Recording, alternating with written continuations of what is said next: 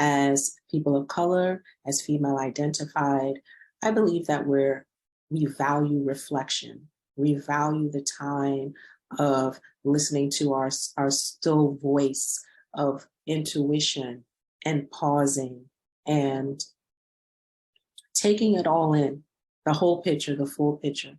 And in STEM, although we're supposed to be creative, a lot of that space, a lot of that time to think, a lot of that intuition and reflection time is often discarded in the name of moving quickly, innovating fast, and planning for the future, for all of those projects that take such a long time, for all of those inventions, for all of those formulations.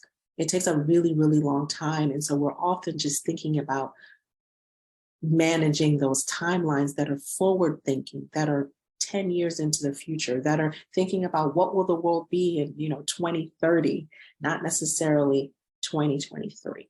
So this time is for us to gain ourselves back as female identified, as people of color, gain that sense and that strength and that power of revisiting where we've been.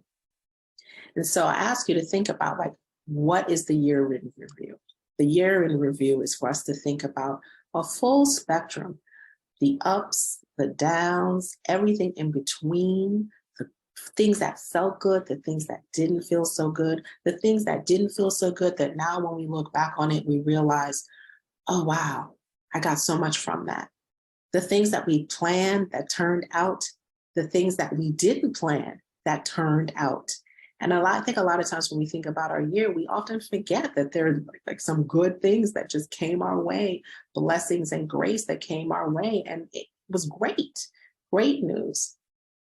And then most importantly, the process of learning lessons, the growth that we have experienced throughout that year. Sometimes we overlook it because we're thinking about achievements. We're thinking about checking off the list, and we may not be recognizing that, maybe all those things on that list didn't happen, but I grew so much in different areas. Maybe I'm much more patient than I used to be because it is taking so much longer for something to happen than I thought would happen.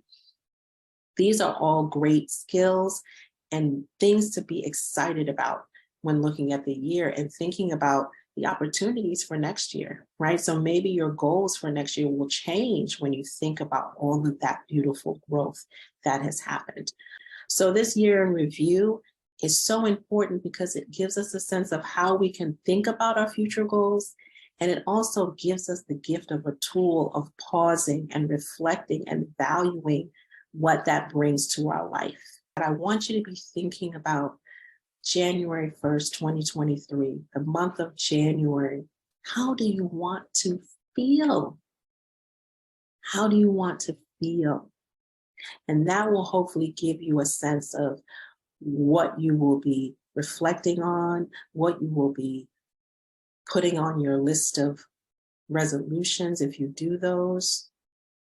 It will allow you to be able to think about how you even want to celebrate the new year and the holidays, thinking about how you want to feel as you bring in to the new year that we all have. One thing that I want to leave you with is this beautiful quote from Simone Biles. Don't wait until you reach your goal to be proud of yourself. Be proud of every step that you take toward reaching that goal. And every step includes reflecting back on what it is that you've done, reflecting back on what it is that you've overcome, all the obstacles, reflecting back on all the ways that you have grown and you have become better, because the process of that growth is the success. If you want to be among people who are thinking about their goals in a more holistic way, thinking about how they can grow and be better, check out what we're doing at Women of Color STEM Leadership Lab. Details down below.